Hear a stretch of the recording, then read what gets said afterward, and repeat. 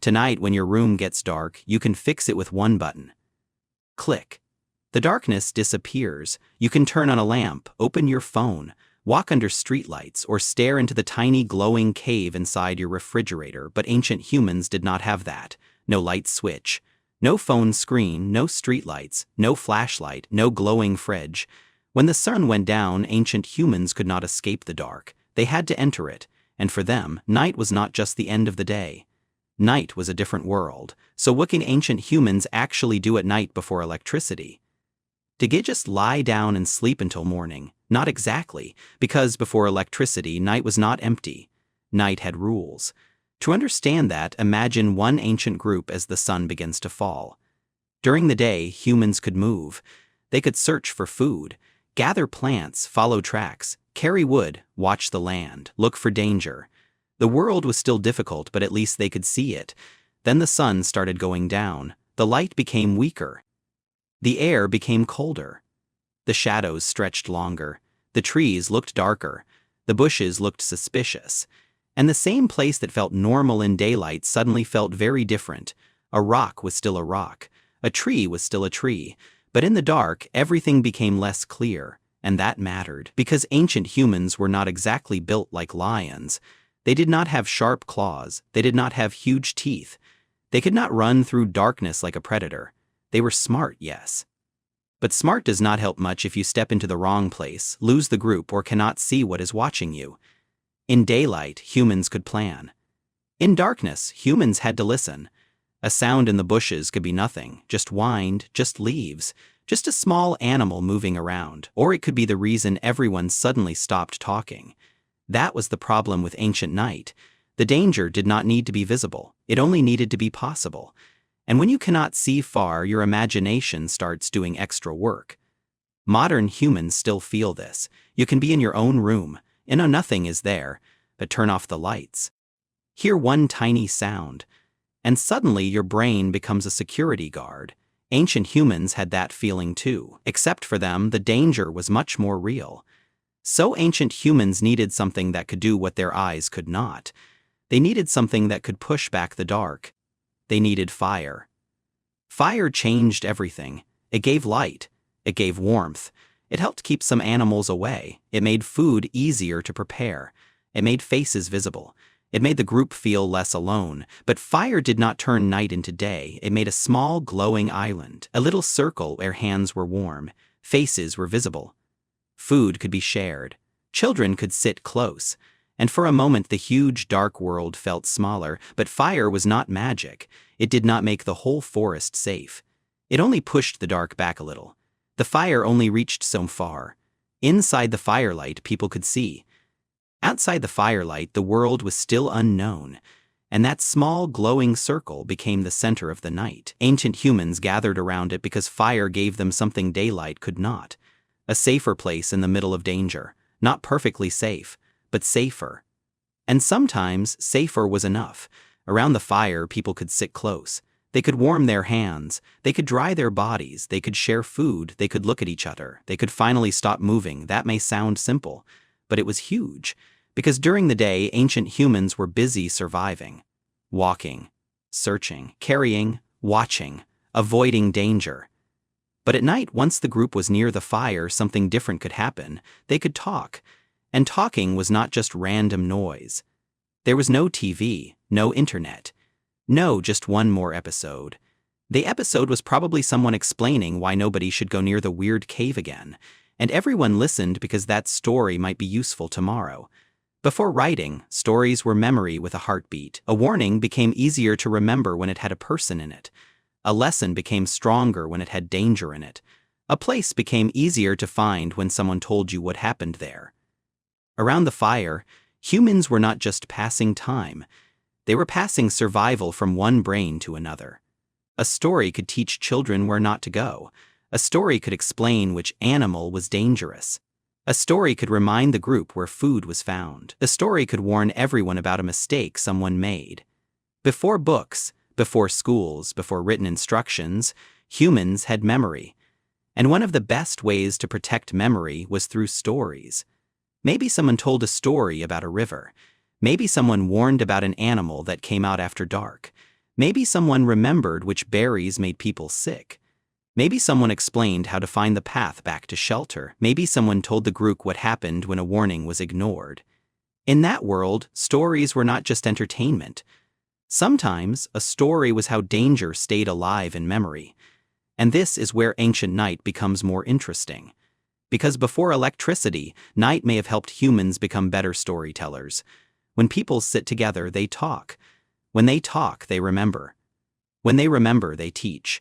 And when they teach with fear, humor, surprise, and emotion, the lesson becomes easier to remember.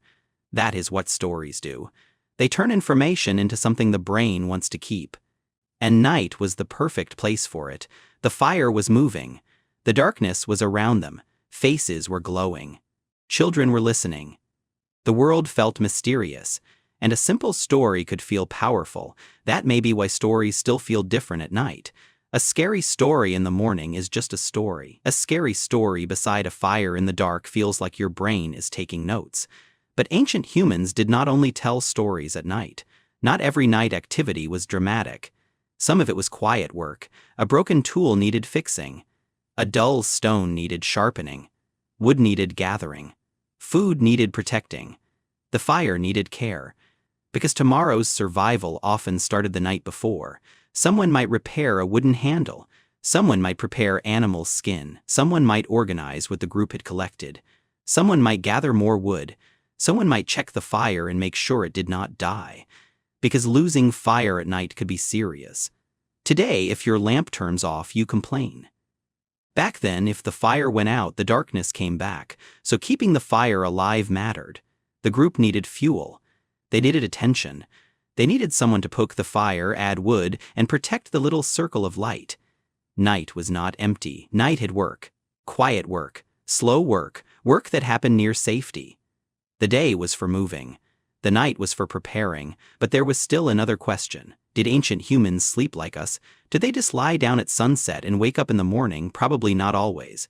Modern sleep is shaped by modern life. Alarms, work schedules, school schedules, electric lights, phones, late-night screens. Ancient humans lived with natural light, seasonal changes, temperature, safety, and the needs of the group. So their sleep was probably more flexible. Modern people often treat waking up at night like something went wrong. But for ancient humans, waking up may have been normal. Someone might wake because the fire was low. Someone might hear movement. Someone might check on a child. Someone might talk for a while, then sleep again.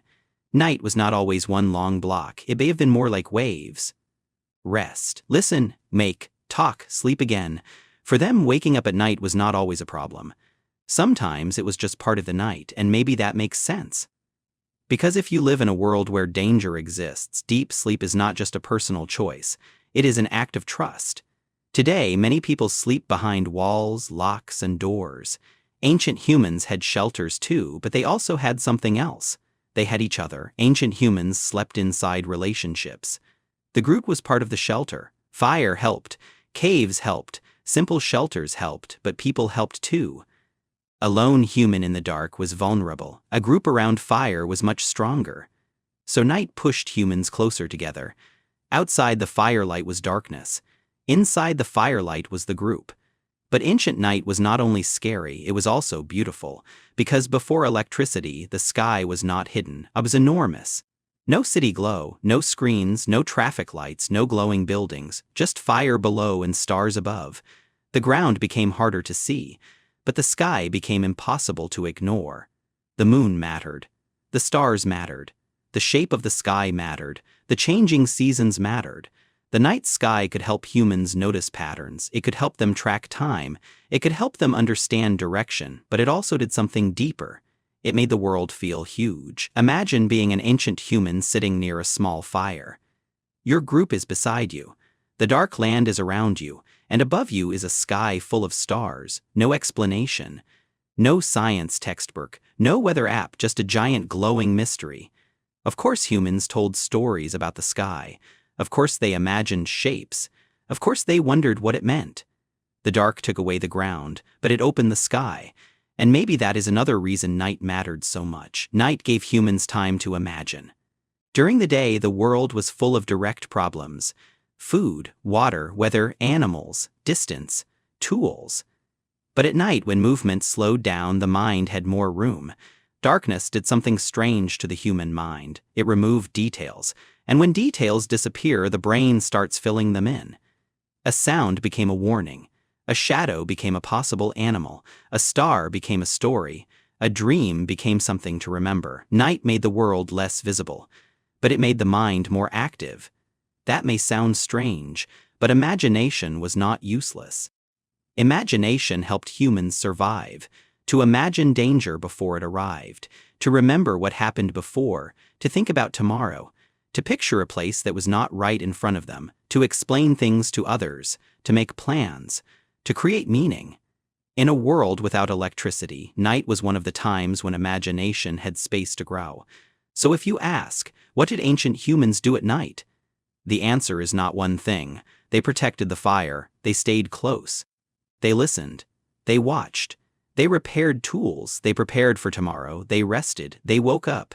They looked at the sky, they taught children, they remembered danger, they told stories. And slowly, through all of that, they made the dark less powerful, not by defeating it completely, but by gathering together inside a small circle of light, and the fire only reached so far. Then, eventually, morning came. The sky began to change color. The cold started to fade. The shapes of trees and rocks returned. The group could see again. The fire became less important. The world got bigger. People could move away from the shelter. They could search again, walk again, hunt again, gather again, explore again. Morning gave humans back the world, but night gave them each other, and that may be the real answer. Before electricity, night was not just sleep time. It was the time when humans had to face darkness together. It was danger. It was warmth. It was fear. It was memory. It was work. It was rest. It was imagination. It was storytelling. And then, thousands of years later, electricity changed everything. Electricity did not just change how humans saw the night. It changed how humans felt about the night. We made darkness optional. We made night brighter, louder, and busier. Now we can stay awake long after sunset. We can scroll in bed, eat under kitchen lights, walk through streets that glow, and forget how powerful darkness used to be. But our brains were shaped long before light switches. That might be why a campfire still feels comforting, why stories feel stronger at night, why total darkness can still make us listen, why a small sound in a dark room can suddenly feel important. For most of human history, night was not just background. Night was an event. We live in a world full of light, but the old night is still somewhere inside us. Maybe that is why, even now when the lights go out, part of our brain still listens to the dark.